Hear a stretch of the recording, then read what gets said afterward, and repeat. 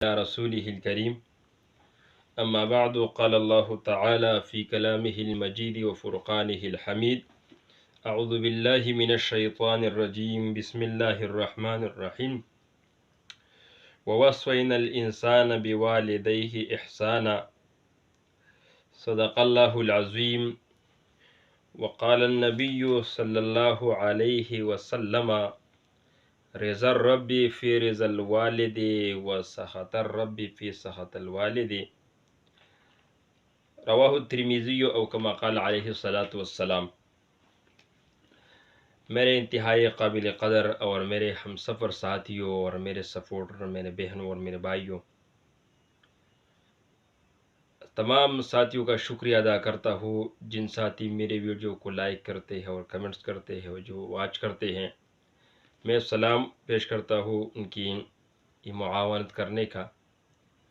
اور امید رکھتا ہوں ان سے کہ آئندہ کے لیے بھی ویسے ہمارے ان کی ساتھ یہ معاونت اور یہ ہمدردیاں جاری رہیں گی انشاءاللہ۔ آج ایک مرتبہ پھر میں والدین کے بارے میں کچھ وضاحت کرنا چاہتا ہوں، کیونکہ والدین کے بارے میں ہم جتنے بھی بتائے جائے تو بہت کم ہے۔ والدین انسان کے لیے محسن حقیقی ہے، مربی حقیقی ہے اور خالق مجازی ہے، یعنی کہ ساری چیزیں بچوں کو اپنے ماں باپ فراہم کرتی ہے، لیکن ان کی اسلامی تعلیم نہ ہونے کی وجہ سے آج وہ ماں باپ اپنے بچوں سے پریشان ہے، اور جن ماں باپ نے اپنے اولاد کو اسلامی تعلیم دیا ہے تو الحمدللہ آج بہت خوش ہے۔ اسلامی تعلیم نہ ہونا ان کے لیے دردسر بڑھ گئی، اور درد سر کے علاوہ ان کے لیے مرگ کا سبب بن گیا کہ بیٹا اپنے ہاتھ میں پستول اٹھا کر اپنے باپ پر گولیاں چلاتی ہے۔ کیا یہ انصاف کا تقاضا ہے؟ ہم نے ایسا معاشرہ پرووائڈ کیا اس لوگوں کو؟ نہیں، ہم نے اسلامی معاشرہ فراہم کرنا ہے، اور یہ میں اور آپ ہی فراہم کرتا ہوں۔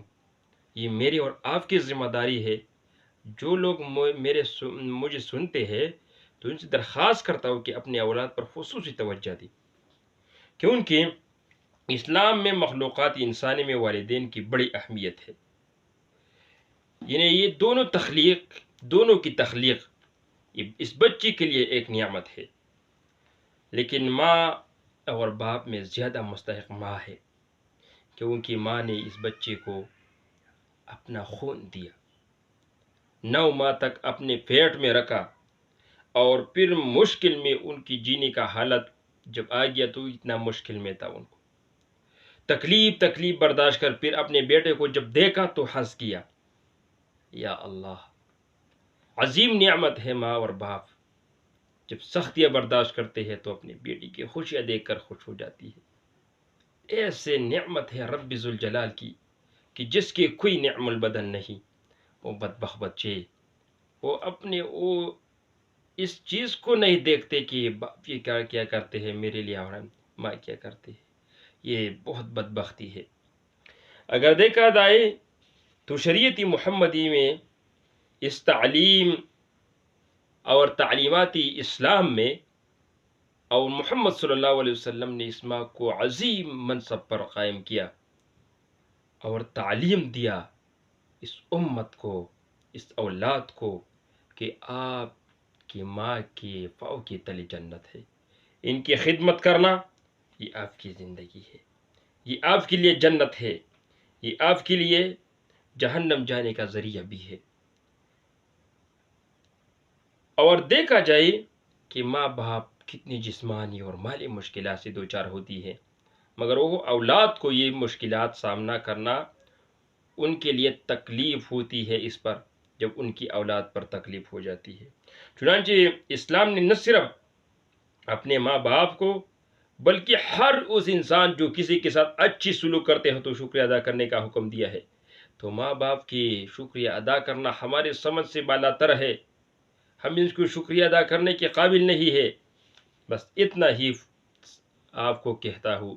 کہ اپنے ماں باپ کی عزت کریں، کیونکہ رسول اللہ صلی اللہ علیہ وسلم نے فرمایا، یہ حدیث ترمذی شریف نے میں نے آپ کے سامنے بیان کی ہے کہ رسول اللہ صلی اللہ علیہ وسلم نے فرمایا رضا ربی فی رضا الوالد، یعنی اللہ رب العالمین کی رضا، اللہ رب العالمین کی خوشنودی اور اللہ رب العالمین کو راضی کرنا اگر آپ کا مقصود ہو اپنے ماں باپ کو راضی کرو۔ جس انسان سے ماں اور باپ راضی ہو تو سمجھ جائے اور وہ اس پر خوش ہو جائے کہ اس سے رب ذوالجلال راضی ہے، خوش ہے۔ وَسَخْطُ الرَّبِّ وَسَخَطُ الرَّبِّ فِي سَخَطِ الْوَالِدِ، اور ماں باپ کی ناراضگی یہ رب کی ناراضگی کا سبب ہے، اور ماں باپ کی خدمت کرنا جب وہ بوڑھے جو ہو جائے تو یہ انسان کے لیے جہاد ہے، ان کی خدمت کرنا اللہ رب العالمین کے راضی ہونے کا ذریعہ ہے۔ تو دیکھا جائے کہ آج ہمارے اس نوجوانوں کو، اس زندہ دل انسانوں کو، جب وہ اپنے ماں باپ کے بارے میں سوچتے ہیں اور اپنے ماں باپ کے بارے میں فکر کرتے ہیں تو ہم کیا کرتے ہیں؟ اس کا جواب آپ پر انشاءاللہ اگلی ویڈیو میں پھر ایک حدیث اور اس کی تشریح آپ کے سامنے بتاؤں گا، بیان کروں گا۔ تب تک کے لیے